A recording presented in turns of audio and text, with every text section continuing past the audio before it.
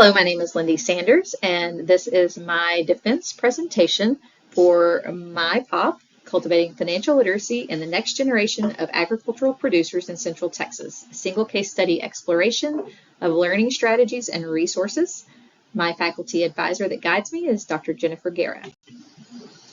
So here's a quick overview of the agenda we're going to follow. Starting with our problem statement, young and beginning farmers and ranchers in Central Texas do not possess adequate financial literacy to support their long-term viability as producers, potentially resulting in an inadequate supply of food producers. So a very big problem potentially that warrants quite a bit of research. So in my literature review, I wanted to start very broad and then narrow, and I did that in 5 key points. First key point that I explored was the overall debt culture in the United States. I then looked at the state of financial literacy education in the public education system because I wanted to gain a very good understanding of what's out there right now. What is our public education system requiring us to learn, our youth to learn about financial literacy through the public education system? There were a lot of inconsistencies between states on what is required. The third key point that I explored was YBFR debt reliance to establish their ag operations. I found through the literature that the capital-intensive nature of starting an agricultural operation is very limiting to a lot of agricultural producers, and they tend to rely on loans, on financing to be able to start an agricultural operation. So not really able to start it on their own with their own cash without the injection from lending. The fourth key point that I explored was the role of financial stress in YBFR attrition. So that stress leading them to exit farming and ranching, to choose an off-farm job and no longer actually produce a product. And then fifth key point that I explored was the role of alternative sources of YBFR financial literacy education. So as I saw earlier in that key point number 2, public education system is kind of inconsistent. So if they're not learning it in the public education system, where are they learning? What are their sources for learning financial literacy? So the purpose of this qualitative single case study is to really understand that the role that financial literacy education plays in the development and persistence of self-regulating YBFRs in Central Texas. So I had 3 research questions, and you'll see in just a moment how these align with my theoretical framework. First was, how do YBFRs in Central Texas describe the ways they learn to monitor their financial behaviors? Then I wanted to see how do YBFRs in Central Texas describe the resources and standards they use to judge their financial behaviors? And final research question was, what do YBFRs in Central Texas perceive as having the greatest influence on their affective self-reaction to financial challenges? So as I mentioned, these 3 research questions tightly align with the theoretical framework that I chose to guide the study. Bandura's 1991 social cognitive theory of self-regulation is what I chose to use because farmers and ranchers are entrepreneurs. They are business owners, and as such, they don't have a boss telling them what to do. They have to be self-regulating. So principle subfunction 1 of this theoretical framework, which aligns with my research question 1, talks about self-monitoring. Like, how do these farmers and ranchers self-observe, self-diagnose, their self-motivation? Moving into principle subfunction 2, which aligns with research question 2, is self-judgment. So what personal standards do they have? What do they compare themselves to? How do they know what to judge themselves against? And then finally, principle subfunction 3, affective self-reaction, which aligns with, you guessed it, research question 3, talks about self-incentives. So they have monitored themselves and observed their own behaviors.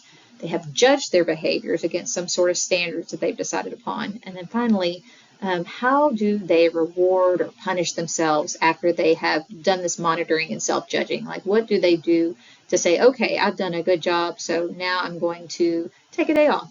I'm going to reinvest this profit. Or I didn't do a great job, so I've got to work harder. What do they do? What is their self-reaction after doing those first two principal subfunctions?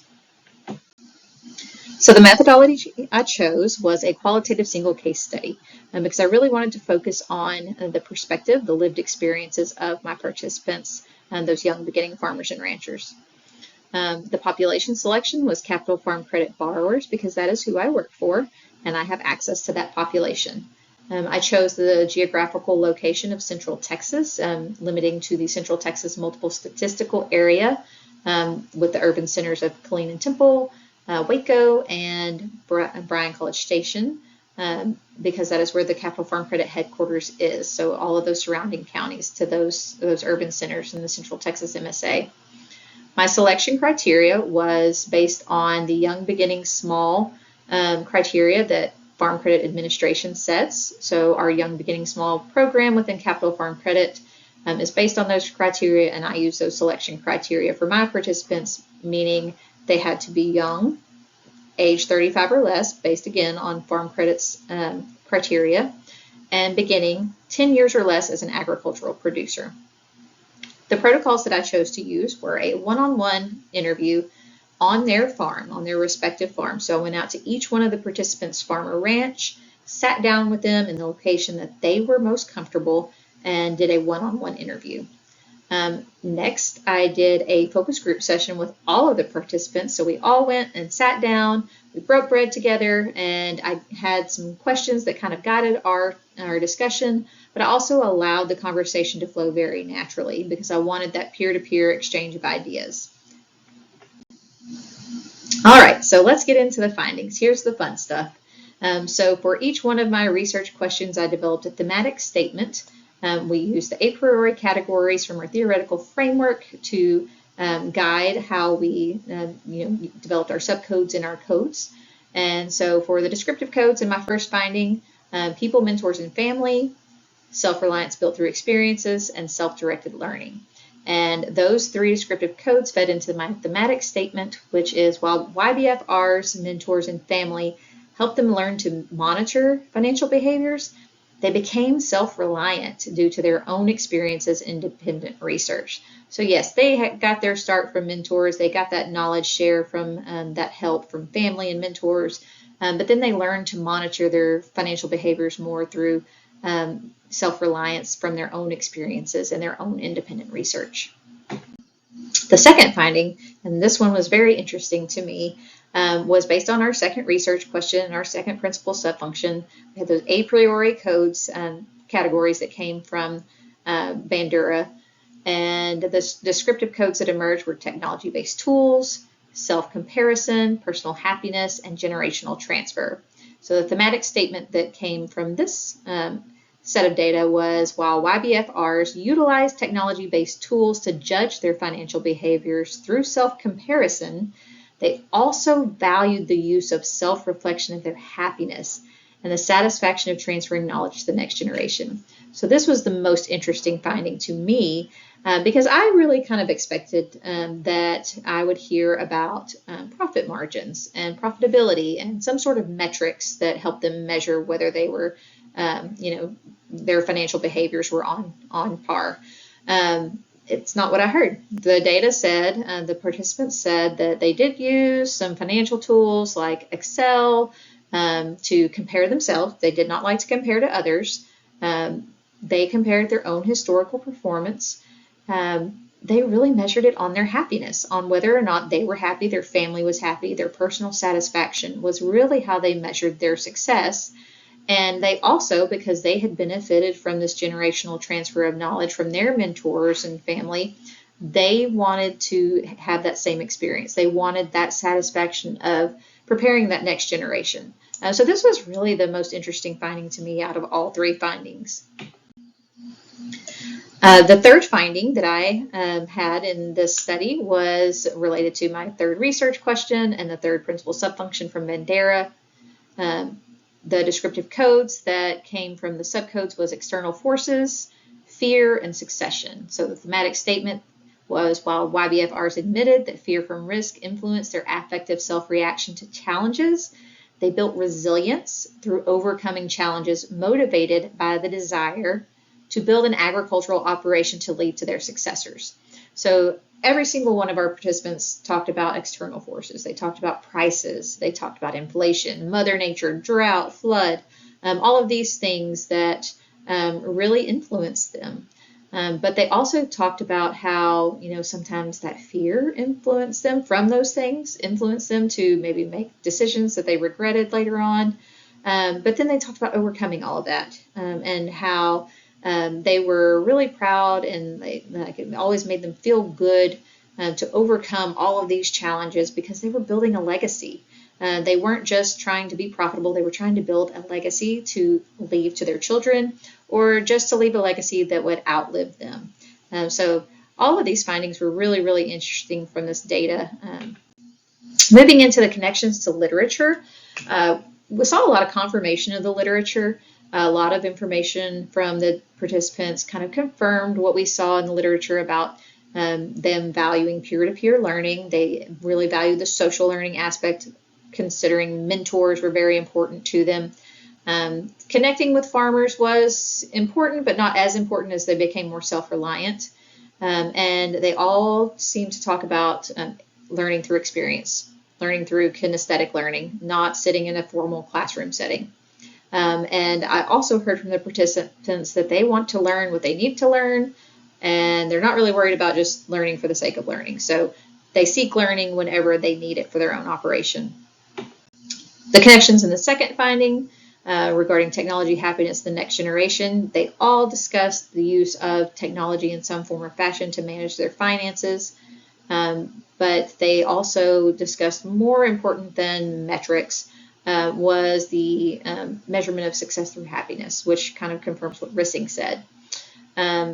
They did acknowledge a high level of stress, but they did not, they really kind of challenged what we saw out there in the literature about that stress leading them to the exit of farming and ranching.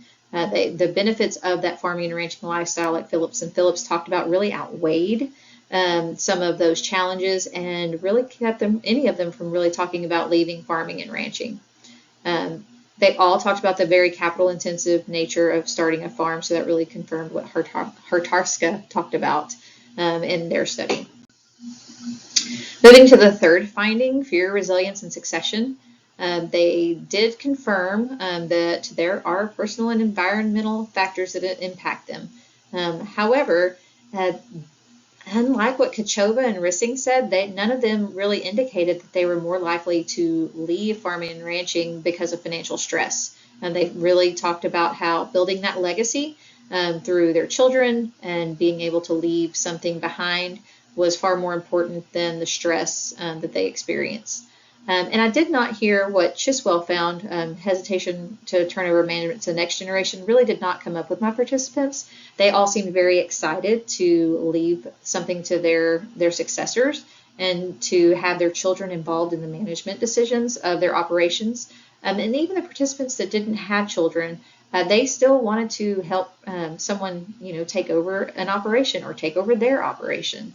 So I really didn't see what Chiswell kind of found about the hesitation to turn over management to the next generation. So let's get to the implications and recommendations. So for farm credit leadership, this could have some implications on loan products that they develop and their outreach efforts. I would recommend that they facilitate a mentor-mentee and networking opportunities through some of their outreach efforts to facilitate some of this knowledge transfer. For agricultural educators, this could help with curriculum development.